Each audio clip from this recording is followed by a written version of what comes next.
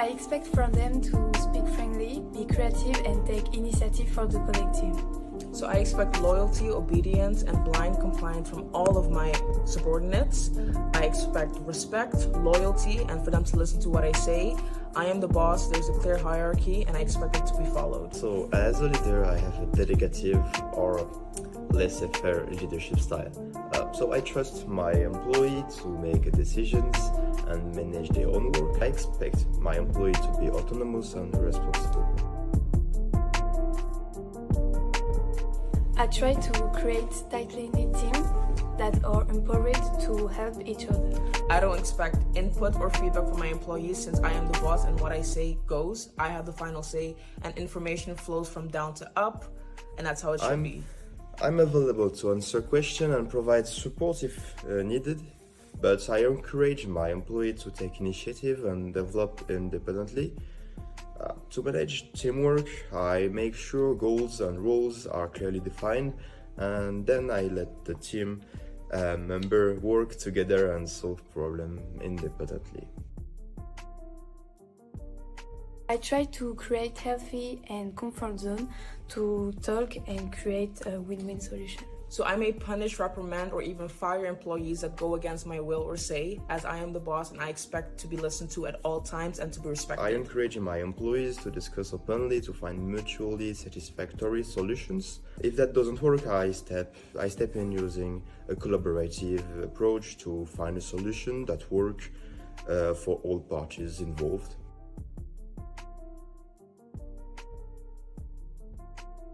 I always take notes when we're meeting with my colleagues or the leader to make sure that there are not upcoming misunderstandings, and I also track my tasks on my schedule and share it with my leader. I will review the description of the job with their objectives and the benefits, and I will ask any questions that comes to my mind. I have regular conversations and meetings with my supervisor and my colleagues to see if I am taking a good track.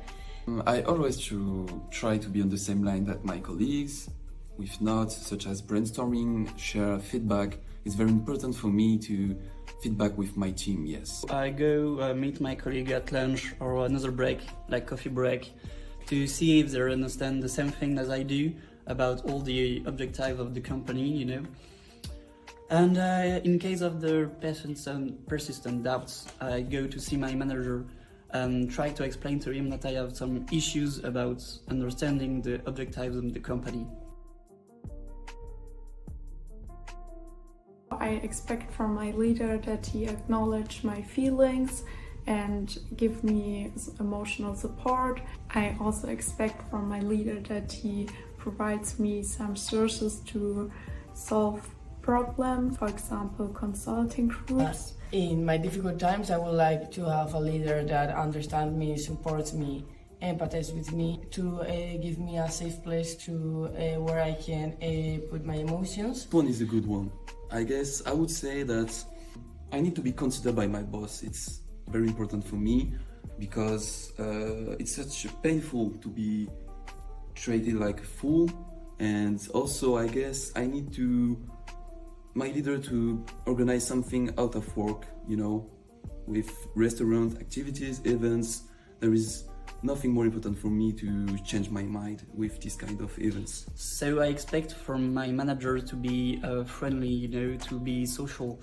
I think my manager has to be my friend, has to have to be a friendly relationship.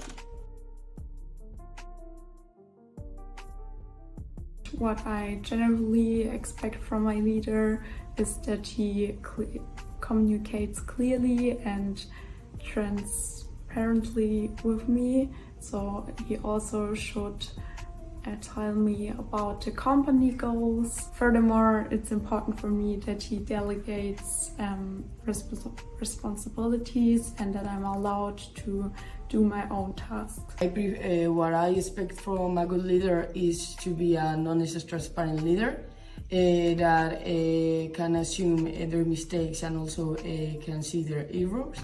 Also, I want to have a leader that supports me and helps me whenever I need help. It's to be considered by my boss because I want to live in a creative atmosphere. This is very important to me. Like I said, there is nothing more painful to not to be considered by such a superior or such a colleagues.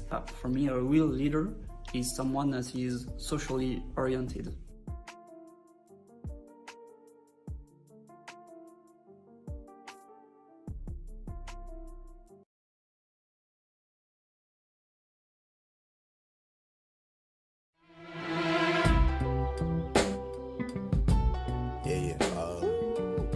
Welcome back to our podcast, Birth of the Cool, a podcast made by Gen Z for Gen Z.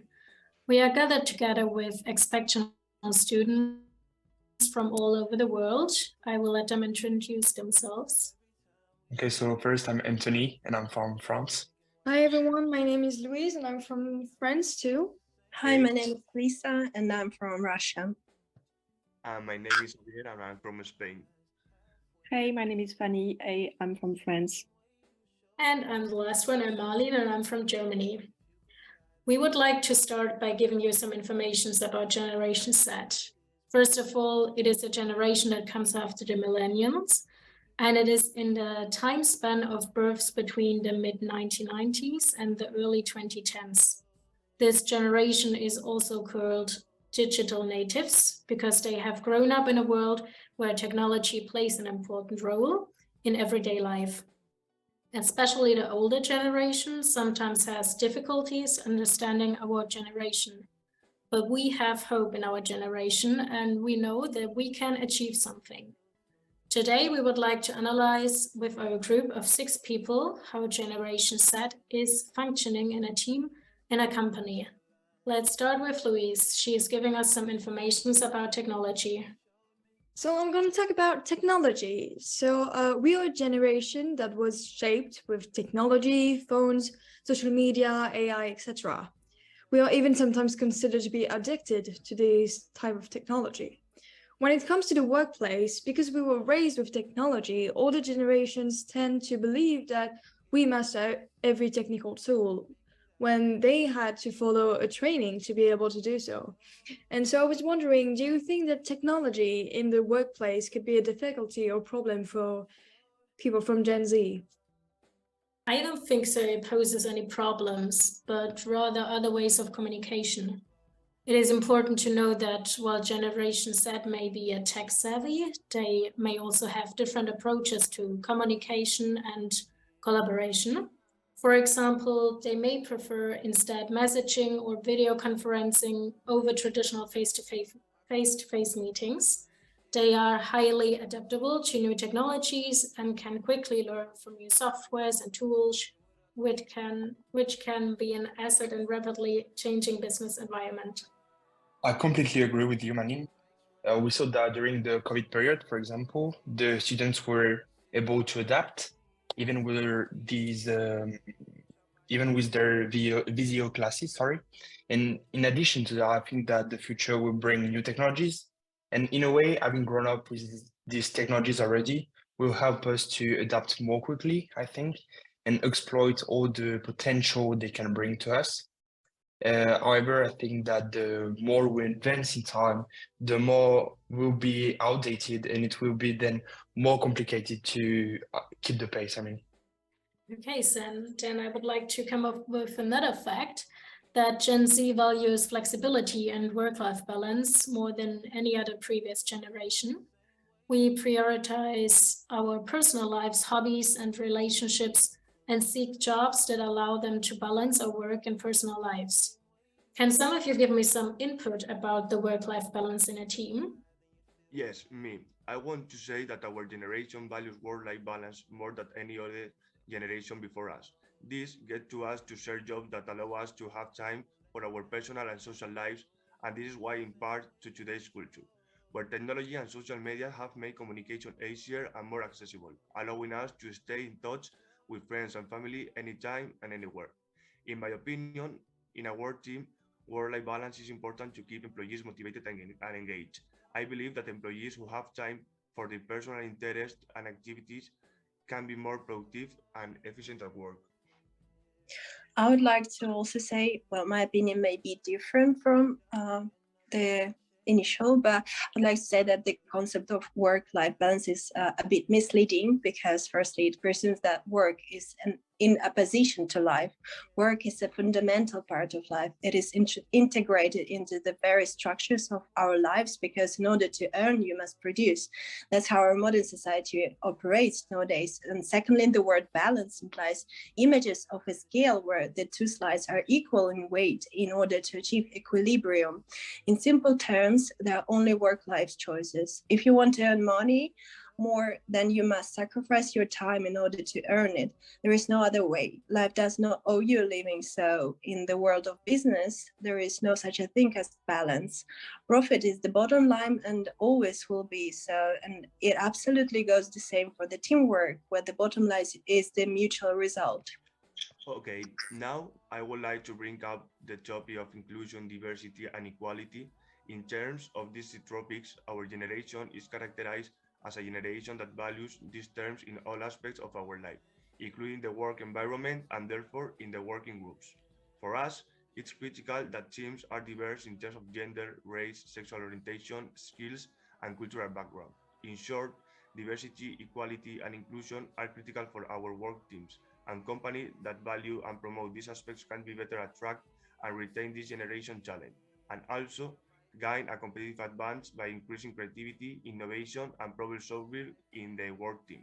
So, how do you think these concepts are currently integrated in companies?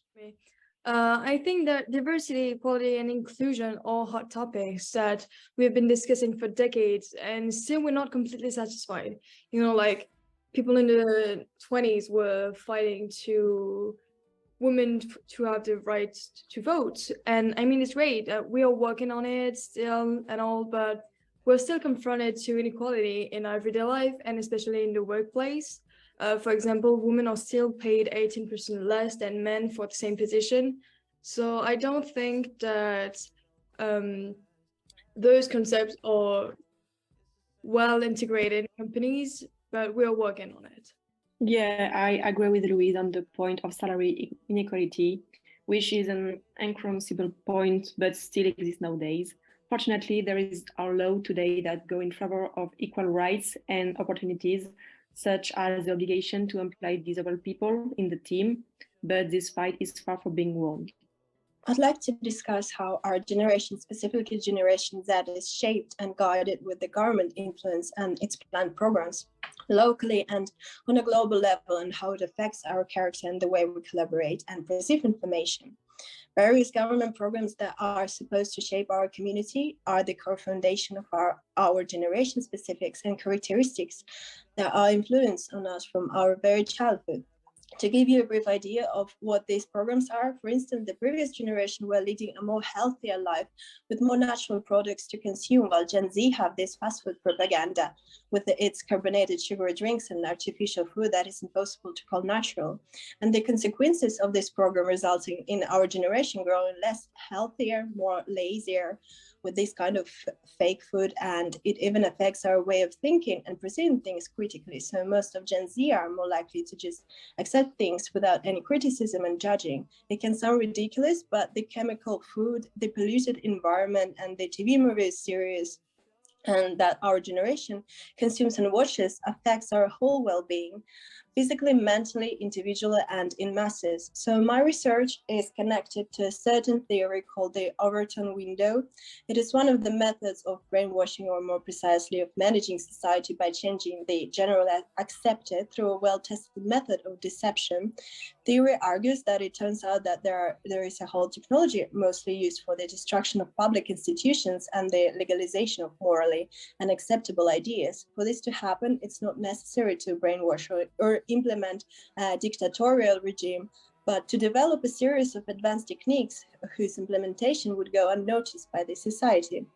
To list a few of these programs that are implemented right now for the Gen Z, we can think of feminism, child-free families, LGBT programs, growing acceptance of IVF, implemented programs for television where the scenes of, for example, violence, nudity, drugs are shown more and more with each day, as well as immoral abusive relationships that devalue the concept of friendship and love in general.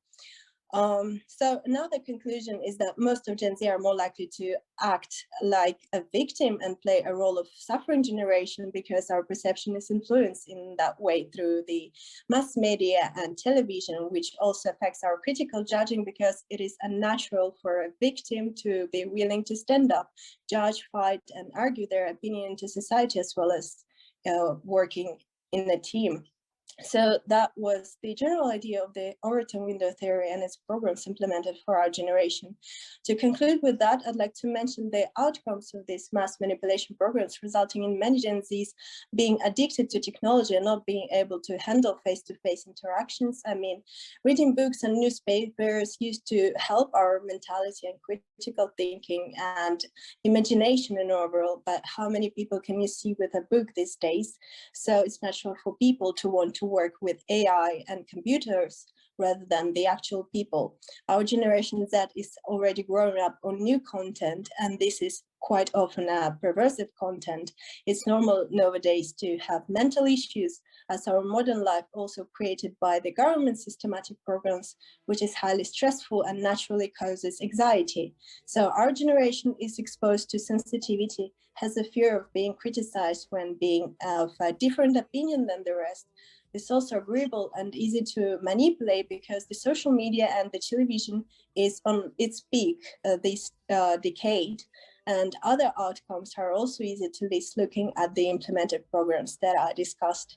Among the positive outcomes of mass media influence and programs, the characteristic to be diversity accepting is also can be described as our generation, more understanding and open to different opinions and topics for discussion, where technology savvy generation, self-reliant because due to the constant changes in the world, climate change, wars, global protest, pandemic. Gen Z are also learning how to be more programmatic with each day. We're culturally exposed, which makes us the most international knowledgeable generation. I think we're also more adaptable and environmentally concerned. So my question is, how do you think the authorities' influence can help business and management to assist the Gen Z workers to develop and evolve individually and professionally? I think the government could fund education and training programs that can help Generation Z workers learn new skills and develop their job skills. For example, with job training programs and grants to companies to provide training opportunities to their employees. Also, it can create policies that support work-life balance, mental health, and wellness, which are particularly important issues for Generation Z workers. So now I would like to point on the social responsibility of Generation Z. In the recent year, the importance of corporate social responsibility has been emphasized. In a team, individual social responsibility can strengthen the cohesion of commitment for team members by working together to address social or environmental concerns. Team members can not only have a positive impact on their community, but also strengthen their relationship with each other. So as a young person today, do you think it's important to have social responsibility today? If so, do you have any example of an action you have taken? Well, actually, that's a very interesting question. And I think that it is indeed very important for Gen Z to have some responsibilities, whether it is social or not. From my point of view, I think that this generation has a strong proposal force and a creativity that would allow to move forward on many subjects. And so to answer your question, I think that having social responsibilities for someone from Gen Z is really going, to help them get the most out of their potential and express their creativity. As Tony said, of course it is important. I would even say that as having social responsibility is a need, especially for Gen Z. I think that we are very aware of our social responsibility because we live in a world where environmental responsibility and ethical and human rights are the center of everyday conversations. Okay, so now let's move on with the final topic, which has given rise to numerous debates and theories, such as Adam's equity theory. So we'll talk about job satisfaction, which is how your work and efforts will be rewarded, basically. So do you think that this is an essential factor for Gen Z? And do you think that a bad reward for your work can have an influence on your future plans within a company? I think that job satisfaction is definitely an essential factor for Generation Z. Generation Z is often looking for work that matches their values and interests and where you feel you have a positive impact on the world. We value purpose and fulfillment in work and prefer work that matches with our values. It is important for us to have the opportunity to develop and to do something that has an impact and meaning. And yes, a bad reward for our work can definitely have an impact on our future plans. For example, if the salary is not fair or the promotions are not taken, then we are not satisfied with our work and not motivated as well. Oh, that's right. I fully agree with what Mylene has said, and I would like to add that our generation primarily values the balance between happiness and work. So it's of great importance for us to feel reward for our work through good conditions. So thank you all for being here today, and thank you for sharing your opinions. Thank you. Okay, Bye. Thank you. Bye. Thank you. And I just wanted to thank all of our listeners and see you next week in the next episode. Bye.